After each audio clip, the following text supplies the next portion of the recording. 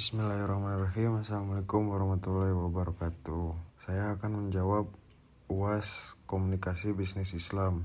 Soal yang pertama yaitu apa yang perlu diperhatikan dengan sangat penting pada saat Anda melakukan komunikasi tentang produk Anda pada sebuah caption atau tulisan yang Anda masukkan pada sosial media usaha Anda. Apakah hal tersebut sesuai dengan prinsip Kombis Islam? Nah, masuk ke jawabannya. Yang pertama, kita harus mengetahui dulu selera dan sikap audiens kita. Sebelum membuat caption, cari tahu lebih dalam mengenai target pemasarannya, apa yang mereka sukai dan bagaimana cara mereka berkomunikasi. Lalu yang kedua, fokus terhadap manfaat produk. Agar menarik, tunjukkan bagaimana fitur produk kita bisa bermanfaat bagi pelanggan kita. Lalu yang ketiga, sampaikan secara langsung dan singkat. Pastikan kita hanya menyertakan konten dan informasi yang penting yang berkaitan dengan produk kita. Yang keempat adalah buat dalam bentuk daftar poin singkat dan padat. Jika pesan atau informasi produk yang kita sampaikan cukup banyak, buatlah butiran-butiran informasi penting dalam bentuk daftar poin yang singkat. Rangkailah kata-kata setiap poinnya dengan ringkas tapi tetap informatif. Lalu yang kelima, ketahui masalah dan kebutuhan pelanggan kita. Untuk menampilkan dan meyakinkan pelanggan akan manfaat produk terhadap hidupnya, kita perlu mengetahui poin-poin atau kesulitan-kesulitan yang bisa dihadapi calon pelanggan kita. Lalu yang keenam, buat ajakan atau buka diskusi di akhir caption atau deskripsi produk. Dalam media sosial, engagement menjadi parameter kesuksesan sebuah postingan.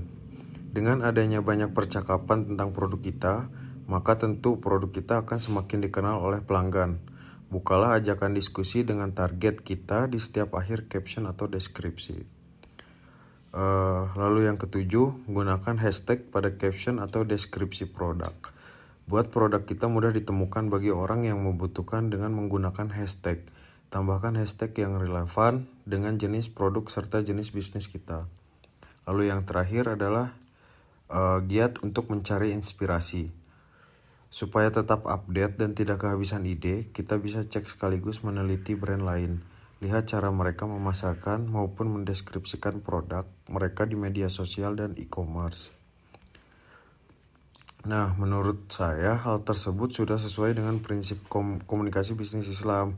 Dikarenakan dalam strategi-strategi yang sudah saya jabarkan tadi, tidak adanya hal-hal yang merugikan pelanggan maupun pihak lainnya, dan juga tidak adanya hal-hal yang keluar dari syariat Islam. Dan dalam memahaminya pun, strategi tersebut tidak adanya kata-kata yang bertele-tele dan menyusahkan pihak lain, sehingga tidak membuang-buang waktu mereka.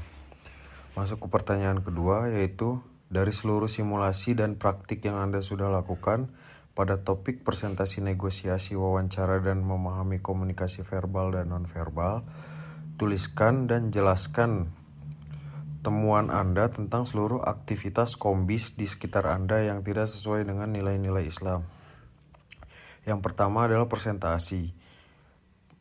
Ketika melakukan presentasi, banyak sekali orang-orang yang menyampaikan presentasinya menggunakan kata-kata yang terlalu bertele-tele, sehingga mengakibatkan terbuangnya waktu sia-sia dan merugikan pihak pendengar.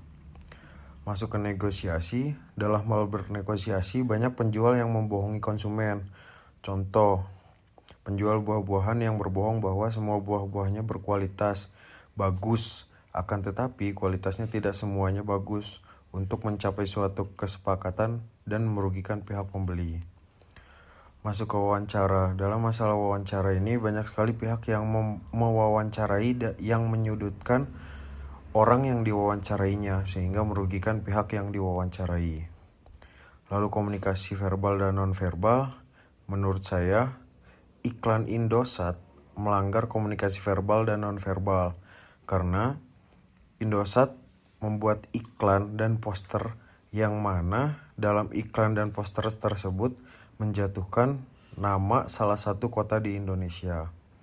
Mungkin sekian dari saya. Terima kasih. Wassalamualaikum warahmatullahi wabarakatuh.